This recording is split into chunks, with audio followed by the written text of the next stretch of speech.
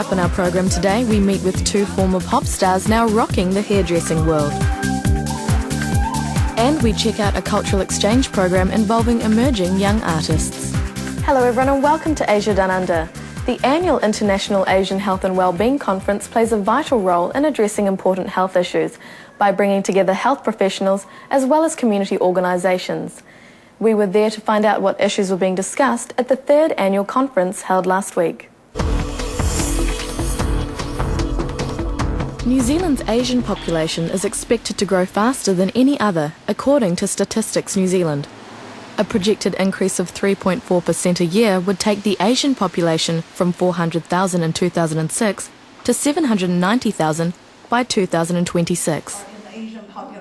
As a result, the diverse health needs of Asian New Zealanders are being identified by Asian communities themselves, as well as by government and non-government organisations. The third International Health and Wellbeing Conference was an opportunity to examine the health and wellbeing issues among Asian communities today, both locally and globally. I think it is very important to have such a conference in New Zealand. On one hand, it needs to raise the awareness of Asian health issues in New Zealand, also to let the general public know what is the Asians are facing every day today. But on the other hand, the Asians themselves, they need to know what is coming to them, what is in their community today, what they need to be aware of. The district health boards in the Auckland region have large Asian population, and it also brings people who are concerned together to discuss and to form networks and relationships, and it also helps to plan and to build up a strategy of how to go forward.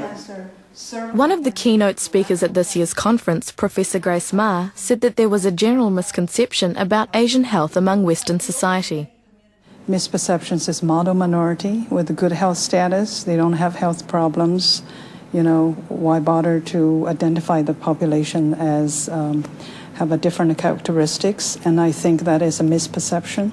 And we do need to look at the population of specific diseases that are prevalent among them may not be prevalent in the mainstream population.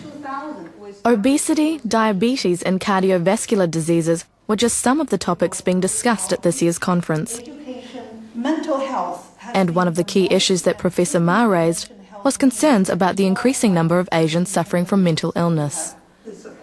The major causes, I think, just immigration itself is quite stressful. The other thing is when people are living in a totally different culture from their homeland, they have to adapt to the new society.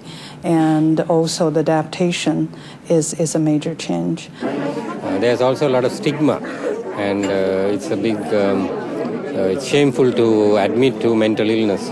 So people who have mental problems or mental illness are more likely to complain of physical symptoms like chest pain or difficulty in breathing or headache, sleeping difficulties, which is more acceptable culturally, and even for their own self-image. It's easier to present with that kind of symptoms rather than say I have a mental illness, or I'm feeling depressed, or I can't cope with life. That's much more difficult to admit to. And the consequences of that are two. One is we don't seek help.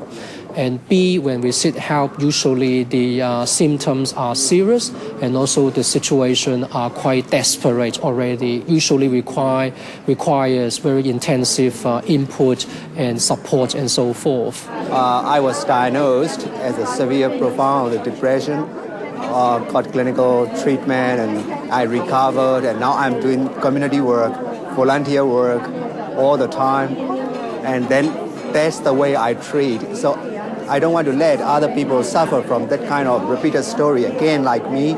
So I'm doing a community approach to deal with stress and depression in the communities. This year's annual conference offered an opportunity for health professionals to ensure the well-being of the growing Asian population, both now and in the future.